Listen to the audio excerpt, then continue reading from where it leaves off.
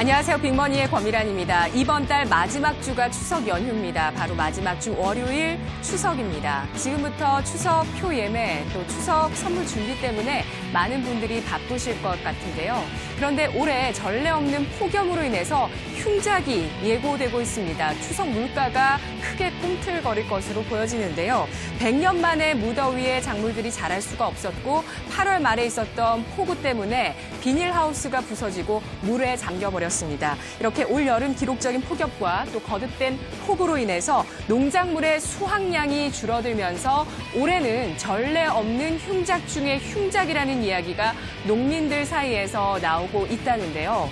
보시다시피 뜨거운 여름에 이 과일들의 색깔이 변색되었고요. 상품화할 수가 없습니다. 일부는 병균이 침투해서 썩어 들어가 버렸고요. 배추는 말라 비틀어져 있습니다. 그리고 무 같은 경우도 병충해를 이겨내더라도 채에 다 자라지 못했고요. 시금치나 깨 같은 것들도 밭에서 말라 죽어버렸다고 하는데요. 박스에 담을 열매가 없다는 말이 나올 정도라고 합니다. 따라서 추석 물가가 최고치를 향해 갈 것으로 전망되고 있습니다. 8월에 소비자 물가 살펴보도록 하겠습니다. 104.91로 전년 대비해서 1.4% 상승세를 기록했는데요. 특히 신선식품 지수가 보시면 3.2%로 상승폭이 크게 나타나고 있습니다. 이 가운데서 식품 물가 부담이 지속되고 있다는 사실을 우리가 확인할 수 있고요. 농축산물 중에서 곡물과 기타, 지금 보시면 곡물과 그리고 기타 농산품의 가격 상승이 크게 나타났습니다. 이에 따라서 그중에서 생강이 60%의 가격 상승이 있었고요. 고춧가루가 44%, 쌀이 33%, 그리고 무가 24.4%의 물가 상승이 나타났다고 합니다. 품목별로는 농축산물이 전년 대비해서 3.5%가 상승하는 모습이었고요. 그리고 가공식품은 1.4% 상승에 그치게 되면서 음식료 기업들의 가격 전가력이 둔화되었다라는 것을 이러한 지표를 통해서 확인할 수 있다고 하는데요. 이에 따라서 최근 음식료주의 주가 부진이 이어지고 있는 모습입니다. 업종 차트 함께 보시죠. 지난해 6월 고점이 바로 저기 위에 빨간 선에 닿고 있는 쪽인데요. 지난해 6월 고점입니다. 올해 6월에 이 선을 넘어서려는 시도가 있었지만 이내 하락세로 접어들었고 최근 가파른 하락으로 인해서 지난해 1월의 저점까지 지금 음식료 차트의 주가는 하락해 있는 상태입니다. 지난해 1월에는 4,001포인트가 저점이었고요. 현재 업종 차트 지수는 4,030선을 기록하고 있는 모습인데요. 2분기 실적 발표에서도 음식료 기업들의 이러한 이 원가 부담 상승이 화두가 되었습니다. 8개 음식료 기업들의 매출 원가의 절대 금액은 전년 대비해서 12% 증가했는데요. 연초에 가공식품의 가격 인상이 있긴 했지만 이런 부분들이 실적에 반영되기까지는 원래 6개월의 시차가 존재한다고 하고요. 또 현재 내수 소비가 부진하고 또 기업들 간의 경쟁이 심화되고 있는 구간에서 인상 효과가 나타나기까지 시간이 꽤나 걸릴 것으로 보여집니다.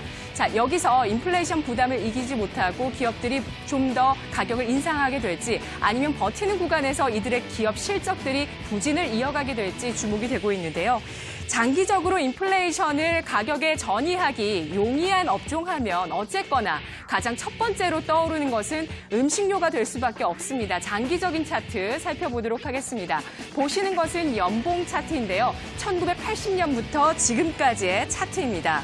우리가 어릴 때 먹던 여러 가지 과자, 음료, 음식들이 다들 지금 생각하면 굉장히 쌌죠. 지금은 가격이 다 올라 있습니다. 1980년부터 지금까지 음식료 업종의 차트를 보시면 장기적인 상승세를 그려왔습니다. 그리고 보시면 군데군데 음봉이 있긴 하지만 이런 음봉의 기간이 길지가 않아서 1980년부터 지난해까지 음봉은 10개, 양봉은 28개의 비율을 나타내고 있는데요.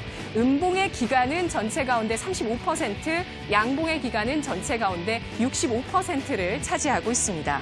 더군다나 지금은 국내 음식료 기업들이 다양한 M&A를 하게 되면서 글로벌로 뻗어나가고 있고 또 글로벌적인 플랫폼과 한류를 바탕으로 해서 더더군다나 전 세계로 우리 K푸드가 뻗어나가고 있는 시점입니다. 내수에서 수출주로 도약한다는 의미가 되고요. 또 M&A를 통해서 현지화와 영업망을 확충하는 움직임들 국내 음식료 기업들을 통해서 나타나고 있는데요. 그렇다면 단기적으로 이들을 움직일 만한 모멘텀들이 있을까요? 흥국증권입니다. 지난해 무더위의 여파라는 분석을 제시를 했는데 포인트는 또 투자 포인트는 있었습니다. 계란과 참치가 최근 들어서 가격이 하락하고 있는데 이들 특수한 원재료의 민감도가 높은 기업, 바로 빵과 캔 참치죠. 바로 SPC 삼립과 동원 F&B가 유망하다라는 전략을 세우고 있고요. 또 원가 부담을 다른 비용으로 상쇄시키면서 기업의 이익률을 개선시키는 업체, 바로 오리온과 대상이라고 보고 있습니다. 제품 판가 인상을 통해서 앞으로 실적이 개선된다라고 기대하는 업체에 있었는데요. 하나의 업체 CJ제일제당을 꼽고 있습니다. 또 무더위로 3분기 실적 상승이 가파르게 나타날 업종으로 구체적으로 빙과와 음료를 꼽고 있는데요. 얼음, 탄산음료, 또 액상커피, 아이스크림, 생수 같은 것들이 올 여름 성수기에 많이 팔려나가게 되면서 3분기 가파른 실적 개선 전망이 되고 있는데요. 관련 수혜주로는 메일유업, 롯데칠성, 롯데푸드, 빙그레를 꼽았습니다. 반면에 3분기에 실적이 부진할 음식료 업종으로는 맥주와 소주를 팔고 있는 기업들을 꼽고 있었는데요.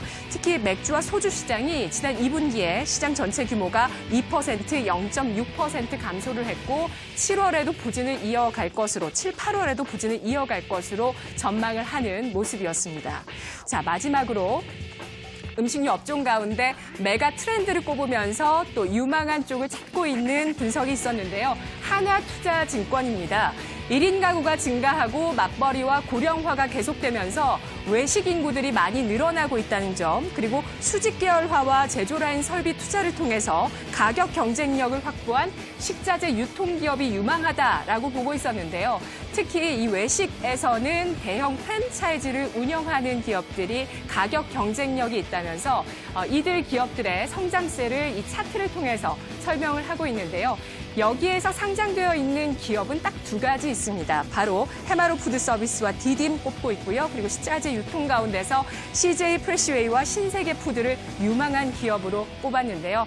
자, 이렇게 음식료주 최근 주가 하락 사이에서 중장기적으로 투자할 수 있는 기업들 시간을 들여서 잘 골라보시기 바라겠습니다.